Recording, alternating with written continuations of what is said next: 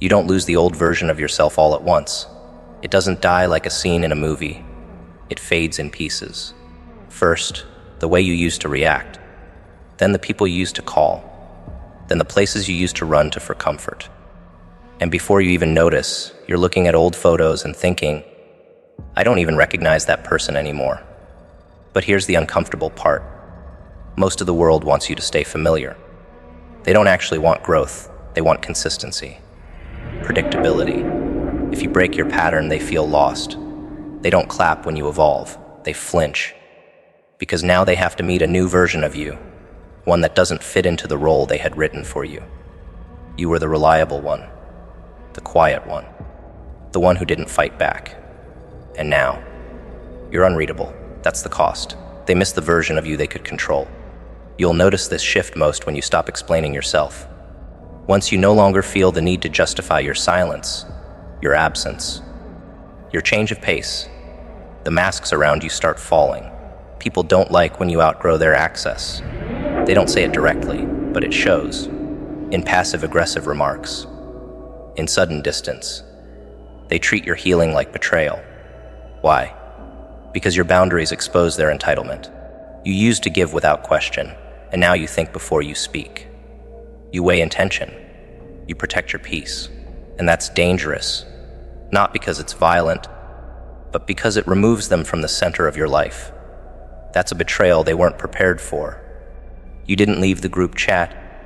You left the identity that made you easy to exploit. Most people won't understand what you sacrificed to change. They'll see what you no longer tolerate, not what it took for you to get there. They'll mislabel your silence as pride, your distance as bitterness, your peace as ego. That's what happens when you heal in a world that thrives on noise and chaos. But what they don't see is the cost of becoming someone new. You had to question everything. Your habits, your patterns, your people. You had to sit with the discomfort of being misunderstood. And you still chose growth. That's power. That's pain turned into structure. You didn't just cut people off. You cut off the parts of you that kept seeking validation in the wrong rooms. That part hurt the most. Because sometimes the hardest goodbye is to the version of you that once believed they needed certain people to feel worthy. People don't realize that identity is often formed as a survival mechanism. You played roles to stay accepted. You became who they needed so you wouldn't be abandoned. You laughed at things that hurt you. You agreed to things that drained you. And you called it being nice, being supportive, being the bigger person. But inside, resentment grew roots because you weren't being authentic. You were being available. And eventually, that debt comes due. You wake up one day and feel completely detached from yourself, like you've been wearing someone else's clothes, someone else's voice. And when you finally decide to shed that version of yourself, people get offended. Because your absence removes a mirror they were using to avoid their own reflection. The truth is, people only respect growth when it doesn't inconvenience them. As long as your evolution doesn't disrupt their comfort, they'll pretend to cheer you on. But start saying no. Start holding your standards. Start protecting your time. Watch how quickly support turns into distance. Because most people don't want you healed. They want you dependent. Not because they're evil, but because your unhealed self kept their illusions alive. You made them feel needed, important, superior. And now that you're building a new version of yourself, one that doesn't beg, doesn't explain, doesn't perform, they have to face the void your growth creates. That's not your guilt to carry. That's their reckoning to face. The price of transformation is often loneliness, not because you're unlovable, but because the old you is over-accessible. And when you shift from people, pleasing to self-respect, the room naturally empties. That silence. It's not a punishment. It's proof that your frequency has changed. You're no longer orbiting around people who confuse loyalty with obedience. You're no longer pretending confusion just to make someone else feel smart. That's the beauty of inner work. It clears the noise so you can hear your own thoughts again. And when you do, you realize just how many of your choices were made through fear. Fear of rejection, fear of not being enough, fear of being alone. But fear is not a compass. It's a cage. You walked out of it. You'll be tested after that shift. Old patterns disguised as new people. Familiar energy in unfamiliar packaging. But your nervous system won't lie to you. You'll feel it, the tug, the discomfort, the warning signs. This is where your new self is forged. Not in theory, but in practice. You'll have to disappoint others to stay loyal to yourself. You'll have to let go of people you once cried to keep. That's not cruelty. That's clarity. Not everyone gets a front row seat in your rebirth. Some were only meant for the version of you that was learning the lesson. They weren't built for the version of you that applied it. And you'll know the difference. Because peace feels unfamiliar when you've normalized dysfunction. The more you step into alignment, the more chaos will try to test your resolve. They'll come back. The ones who ghosted. The ones who manipulated. The ones who made you doubt your sanity. Not because they've changed, but because they feel the shift in you. And they want access again. Not to love you, but to disarm you. Because healed people are harder to control. Your silence will provoke them. Your indifference will enrage them. But that's how you know you're no longer trapped in their system. You've disconnected from the performance, from the need to prove, from the cycle of pleasing and punishing. You are no longer accessible to the chaos you once called home. The best revenge is not revenge, it's survival. It's rebuilding in a way that leaves no doors open for the past to re-enter. It's smiling without needing to explain what broke you. It's living with such alignment that people feel the weight of your absence more than they ever valued your presence. You don't have to expose anyone. Life will do that for you. People always reveal themselves when access is denied. The mask slips, the truth spills, and suddenly, you're not the villain anymore. You're the mirror. And mirrors are uncomfortable for those who avoid their own reflection. You start to notice how often people laugh without meaning it. There's a rhythm to it, a rehearsed beat that fills awkward spaces and keeps everyone from saying what they really think. You used to do it too. Smiling just enough to avoid suspicion. Chuckling at stories you didn't find funny. Nodding at advice you never asked for. Sitting through conversations that drained the light out of your eyes. That wasn't connection. That was performance. And you performed well. So well that most people never noticed you were fading. That's how social survival works. You trade your authenticity for inclusion. You shape-shift to avoid rejection. But eventually something cracks. You find yourself exhausted after simple conversations. You start craving silence like it's oxygen. Not because you hate people, but because you're tired of pretending. You're tired of laughing to make others feel comfortable, while slowly losing your grip on what comfort even means for you. Then comes the shift. At first, it's subtle. You stop responding to certain messages. You leave voice notes unheard. You let group chats roll by without the need to chime in. This isn't bitterness. It's clarity. You start filtering your energy the same way you filter the air you breathe. You realize some rooms are filled with toxins.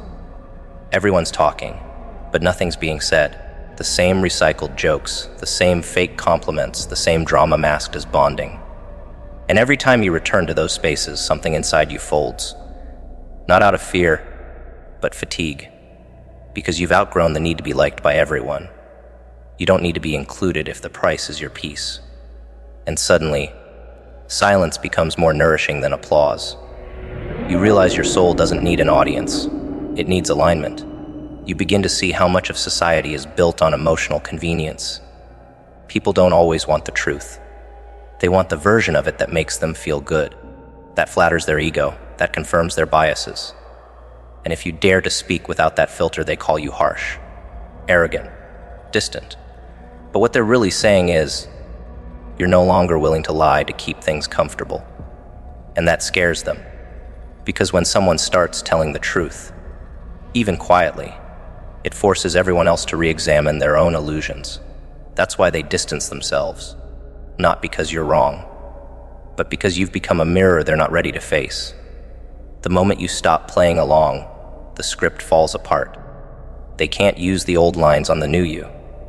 And rather than update their understanding, they prefer to exit the stage. What you leave behind isn't just behavior, it's your former identity. The version of you that bent backwards to keep peace, that held their tongue to avoid conflict, that tolerated small talk and shallow praise just to be accepted. That version of you was never weak. It was surviving. But survival isn't living. It's temporary.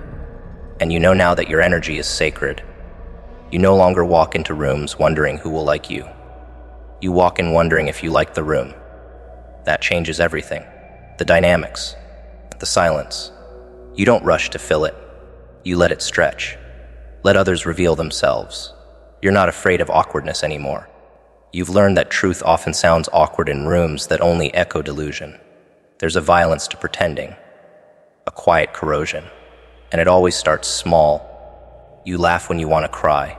You agree when you want to object. You stay when you want to leave.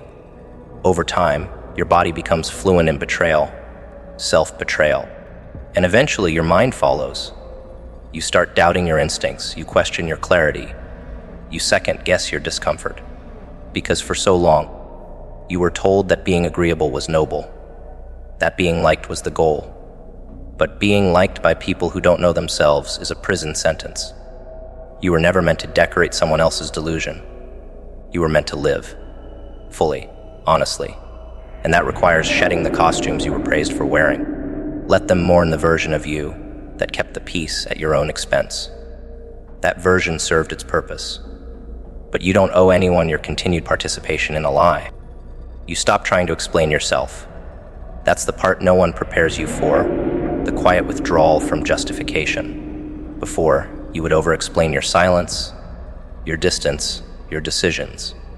You wanted to be understood.